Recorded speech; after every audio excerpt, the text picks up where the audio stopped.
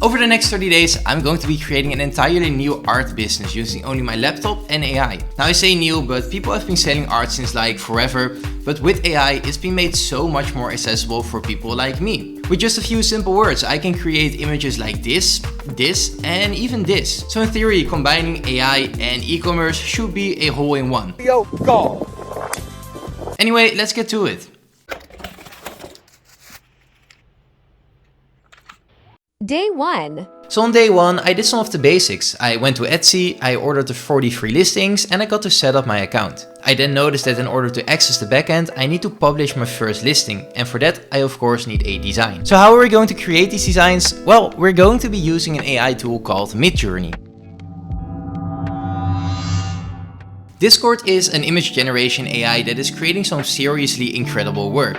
And with the recent update to the version 5, it's getting better and better every day. It's also extremely simple to use. All you really need to do is just put your idea into words and then press enter. Now this is called prompting, and getting better at prompting will take some time, but you kind of learn on the job here. So for example, let's say we want to create an image about a whimsical jungle scenery. We need to go to Discord to access the Midjourney AI, and from there you type /imagine and then your prompt. Then we press enter, and as you can see, it is now generating our image. From here you can kind of re-roll certain photos, you can re-roll the entire prompt, or you can upscale your desired photos. Now earlier I said that the recent version 5 upgrade is just making Midjourney better and better every day. And just to paint a picture, here you have the very same prompt about the whimsical jungle scenery in version 1, version 2, version 3, version 4, and finally version 5. However, just the images themselves isn't quite enough. So what we need to do from here is we first need to click the upscale button and then click on this beta upscale button. From here we can open it in browser and then save the image to my desktop. With our brand new image in hand, we are now going to open up a free Photoshop alternative called Photopea.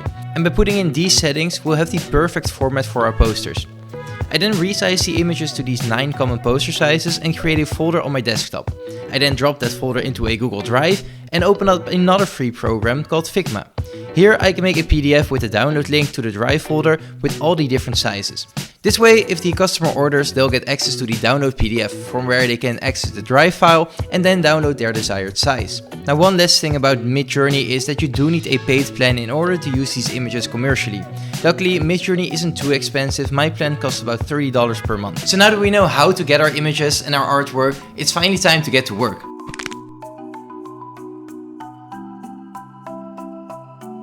So now that we got our designs, we can move forward much more quickly, and I think the first thing I want to do is to take these designs and place them into several of these mockups. These mockups really make the art come to life and it looks incredible on the sales page. On day 2, 3 and 4 I did nothing other than designing and getting new listings online. I finally started to get into the groove of things and I was excited to make things work and go full steam ahead. So I woke up early the next morning excited to get to work. So it's a little over 5 AM right now. Good.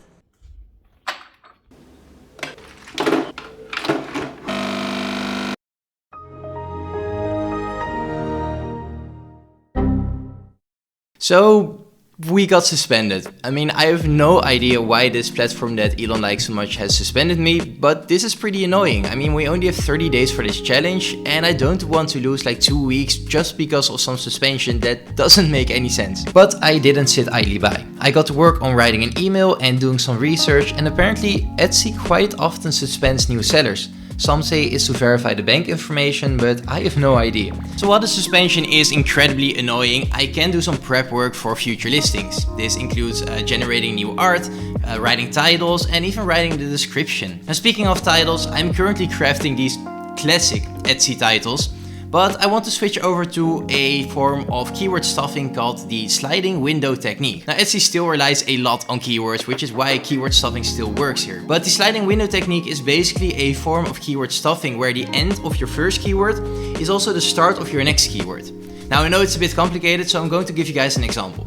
Right here is my current Etsy title. As you can see, classic Etsy title. But every stripe, comma, or whatever that you place between all of these words will break up the continuous flow. So if I take all of those away, you have a continuous flow of keywords, and it typically results in like 50 to even 250% more keywords in just the same title. So instead of going for something like this, I will be going for something like this. And just to paint the picture, This right here, this title has only 4 keywords, while this one right here has a total of 10. And of course, by using up all of the 140 characters, you can end up with a lot more keywords with just the very same number of words and characters. So we're now officially in March and we are still suspended. Oh shit, here we go again. I mean, this is a little bit annoying because over a third of this challenge has now been lost to me being suspended for no reason. Day 15. So the 3rd of March comes by and again, nothing. But then, at the end of the day... Guys! About time, we finally got unsuspended. I mean, no email from Etsy whatsoever. But I mean, we can finally move forward again, so I'm okay with it, I guess.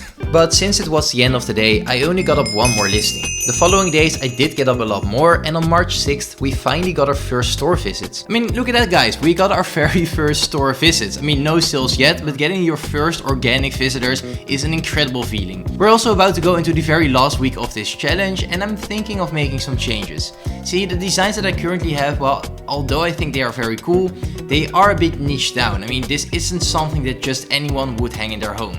So I'm thinking of kind of pivoting into a broader and more mass appealing niche. Now of course I am not going to be deleting any of the old listings, but I think when I hit the 30 listings mark with the previous niche, I'm just going to be focusing on generating artwork in the new style. And of course right after I decided to pivot, we actually make our very first sale. And not just a single sale either. I mean, it is a single sale, but this one person bought 7 of my listings. That is absolutely incredible. Look at us. Look at us. Huh? Who would have thought? Not me. But this sudden sale, as nice as it may be, won't push me away from the previous plan to pivot. I mean, I need to go broader, so that's what I'll do. During the last 6 days, we sadly didn't get any more sales. I did publish the remaining listings and I worked a lot on the pivot into the new niche. I did also put another strategy in place, and that's to run constant 24-hour sales. By doing this, I pretty much always have this banner on top of my store that tells the customer the sale is almost ending. This hopefully puts some healthy pressure on the potential customer to just make the purchase. Also, by giving a 75% discount, the art now only costs a single dollar, which hopefully makes this a much easier impulse purchase. Day 30. But we're now officially on day 30, marking the end of this challenge. Now I'm glad to say that we did have a sale, actually 7, but it was 1 order, so I'm very happy to see that we just got 1. So let's now take a quick look at the final stats of this 30-day challenge in the Etsy dashboard. Now we got a total of 54 visits with 1 single sale. Now that comes down to a conversion rate of 1.9%. And a 1.9% conversion rate, I'm actually quite happy with it. This is my first go at e-commerce, but there's definitely some room for improvement in the future. As for income, we made a whopping €8.89, but we did pay $30 for Midjourney this month, so in the end we did have a net loss. However, I gained a lot of experience from this challenge. I mean, this is my first go at e-commerce, and I think with some more work, some more dedication, and a lot more listings, we can turn this into something really cool and also really profitable. So in the end, we really only had a couple of sales, but that's okay. This challenge only lasted 30 days and it's more like a proof of concept to me. My plan for the future is to just keep growing the store and just post more and more listings. However, as some of you eagle-eyed viewers may have noticed, all of the data of this video is from February and March, and we're currently at the end of June or maybe the beginning of July, depending on when I upload this. So that's a good 3.5 to 4 months later. Come on, you're not an intellectual. You're a fake and a fraud. Now I don't want to go too deep into things, but after 5.5 years of being together, my girlfriend suddenly broke things off with me, and I just took some time for myself to kind of process it and just heal from it as much as I can. That said, I am really looking forward to growing both myself and this store. I mean, I'm really excited for the future, and since we're already 4 months later, I can share some of the new results. I got about 30 plus sales right now, a couple of 5-star reviews here and there, so the future is looking bright for this store. I'll probably make an update video on this store sometime in the future again, but for now, this is all I have for you. I want to thank you all for watching. Leave a like if you enjoyed the video, and I will see you in the next one. Bye.